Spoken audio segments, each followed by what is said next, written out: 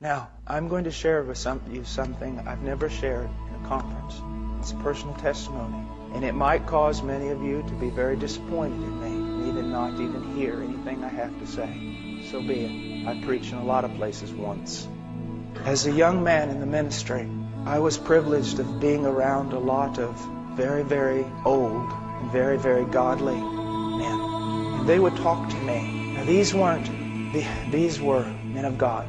Very staunch, reformed, some of them. People not given to enthusiasm or emotions or any other thing like that. Sound men. But they would talk to me about the power of God. They would talk to me about the presence of God. Not as men quoting stories that they had read, but men who themselves had seen with their own eyes the working of God. And I would go out on the streets in Austin, Texas and preach. I was afraid. There was no boldness. There was no power. There was nothing. But I would always hear the voices of these old men. And one day I decided enough is enough. I will seek Him until I find Him or until I die. I went into a closet and I said, I'll not leave this closet until I know God. 15 minutes later, I fell asleep. My roommates came home and found me in the closet. So I took an alarm clock with me. And please, I'm not saying this for any other reason except I feel like I'm supposed to. Took an alarm clock with me. Set it for every 15 minutes. I'd pray for maybe 5 or 10 minutes. Fall asleep. Alarm clock go off. Set it again. This was my prayer. I didn't pray for China. I didn't pray for the presence of God. In the sense of my ministry, I asked one thing. Lord, you said if I seek you, I'll find you. You said it, Lord, that you would reveal yourself to me. You would let yourself be found by me if I seek you. Night after night after night after night for months, 2 and 3 hours a night, simply sitting there like this, on my knees. Lord, it's been 4 months now. It's been 5 days now, and you still have not come. And just sit there. Lord, I've been here 3 hours, and you have not come. Day after day and night after night. And then one day our church was spring break, and all the college students were going to go on a Bible study ski trip type thing in Colorado. And I felt like the Lord wanted me just to go out into West Texas to the hill country, pretty barren.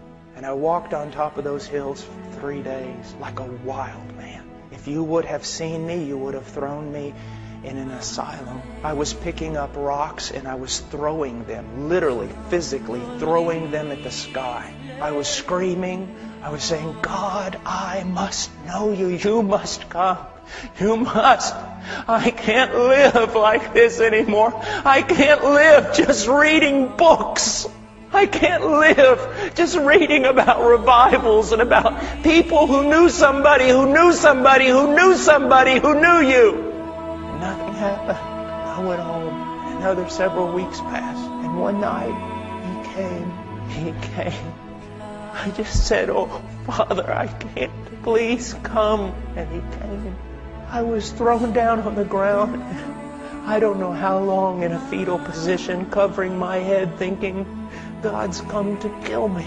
The presence of God, in a way that in 1 second, more of my sin and my need and His glory and power was revealed.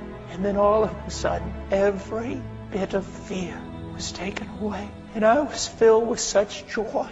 And my mouth shot open. Now don't be afraid. Verse after verse from Psalms and from everywhere else, passages I had read just started coming forth. Praises unto Him, the Word of God. Such joy. And I can tell you, it has been 20 years. The presence of Christ is more real to me in this room than any one of you.